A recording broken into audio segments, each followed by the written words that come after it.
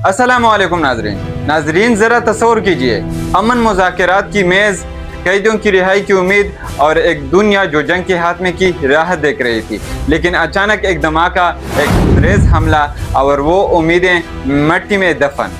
ये कोई फिल्मी मंजर नहीं है बल्कि हकीकत है। कतर के दारुल हुकूमत दोहा में इसराइल ने एक ऐसा हमला किया जिसने अमन की हर किरण को ख़त्म कर दिया। कतर के वज़ीर आज़म ने साफ अल्फाज में कहा, ये रियासती दहशतगर्दी है। आज हम देखेंगे ये सब हुआ कैसे, क्यों हुआ और इसके असरात क्या होंगे। इस कहानी में 3 किरदार नुमायां हैं। पहला किरदार इसराइली वज़ीर आज़म बेंयामिन नेतन्याहू, एक ऐसा शख्स जिस पर अमन की नहीं बल्कि जंग की सियासत चलती है। दूसरा किरदार कतर के वज़ीर आज़म मोहम्मद बिन अब्दुर्रहमान बिन जासिम अस्सानी, जिन्होंने पूरी दुनिया के सामने इसराइल के जुल्म को बेनकाब किया। और तीसरा किरदार वो 6 हमास रहनुमा जो मेज़ पर बैठकर अमन का रास्ता तलाश कर रहे थे। सोचने की बात यह है, ये रहनुमा बंदूक के साथ नहीं बैठे थे, ये मुज़ाकरात के साथ बैठे थे, लेकिन इसराइल ने उन्हें भी नहीं छोड़ा। वाक़या ये है कि इसराइल ने कतर के दारुल हुकूमत दोहा में एक टारगेटेड स्ट्राइक की। इस हमले में 6 हमास रहनुमा शहीद हो गए। ये वही रहनुमा थे जो कैदियों की रिहाई और जंग बंदी पर बात कर रहे थे। उनकी शहादत ने दुनिया को ये पैगाम दिया कि इसराइल किसी भी अमन कोशिश को बर्दाश्त नहीं कर सकता। कतर के वज़ीर आज़म ने कहा, नेतन्याहू ने बाकी बची हुई उम्मीद भी ख़त्म कर दी, यानी वो उम्मीद जो यरगमालियों की आज़ादी के लिए बाकी थी अब ख़त्म हो चुकी है। ये हमला हुआ मंगल के दिन। अगले ही दिन बुध को CNN को इंटरव्यू देते हुए कतर के वज़ीर आज़म ने इसराइल के इस इक़दाम को दुनिया के सामने बेनकाब किया।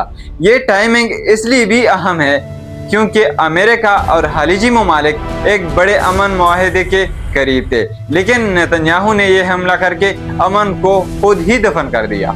ये हमला किसी जंगी मैदान में नहीं बल्कि एक ऐसे शहर में हुआ जो हमेशा अमन का मरकज़ समझा जाता है, दोहा हमेशा मुज़ाकरात, अमन कॉन्फ्रेंसेस और सफारतकारी का गढ़ माना जाता रहा है, लेकिन इसराइल ने ये वाज़ेह कर दिया कि उसके नज़दीक न सफारतकारी की इज़्ज़त है न आलमी कवानीन की। अगर दोहा महफूज नहीं तो फिर दुनिया में अमन की कोशिशें कहाँ की जाएगी। अब सवाल ये है कि इसराइल ने ऐसा क्यों किया। पहला मकसद अमन, मुज़ाकरात को नाकाम बनाना। अगर मुज़ाकरात कामयाब हो जाते तो दुनिया देख लेती कि फ़लस्तीनी अमन चाहते हैं और असल रुकावट इसराइल है। दूसरा मकसद सियासी बका। नेतन्याहू की सियासत जंग पर चलती है, अगर अमन आ गया तो अपनी कुर्सी को बैठेंगे। तीसरा मकसद कैदियों की रिहाई रोकना। अगर कैदी रिहा हो जाते तो दुनिया का दबाव इसराइल पर बढ़ता, इसलिए नेतन्याहू ने फाइल बंद कर दी। ये हमला दरअसल अमन के मुस्तकबिल पर हमला था। इसराइल ने इंटेलिजेंस के जरिए दोहा में मौजूद हमास रहनुमाओं की जगह मालूम की, फिर जदीद टेक्नोलॉजी इस्तेमाल करके एक हदफी हमला किया गया। ड्रोन या मिसाइल के जरिए उन रहनुमाओं को निशाना बनाया गया और हमले के फौरन बाद इसराइल ने दावा किया कि ये दहशतगर्द थे। लेकिन सवाल ये है, अगर ये दहशतगर्द थे तो वो मुज़ाकरात के मेज़ पर क्यों बैठे थे। हकीकत ये है कि इसराइल अमन को ख़त्म करने के लिए किसी भी हद तक जा सकता है।